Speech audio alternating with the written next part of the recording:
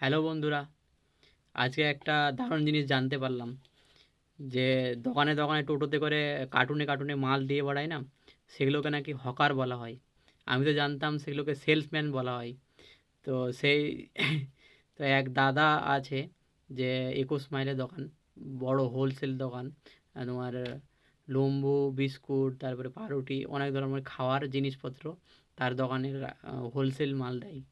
তো এক দাদা, ওই দাদা আমাকে বলে যে তুমি তো প্রত্যেকটা দোকানে দোকানে যাচ্ছ বড়ি নিয়ে, তো আমার এখান থেকে মাল নিয়ে যাও।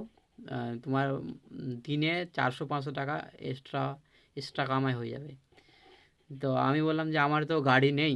তো তো দাদা বলে যে তোমাকে আমি গাড়ি কিনে দেবো। তো আমি ভাবছি যে আমাকে গাড়ি নেওয়া উচিত না উচিত না, তার সঙ্গে ব্যবসা করা উচিত না উচিত না, এভাবে তোমরা অবশ্যই জানাও কি করা উচিত আমাকে।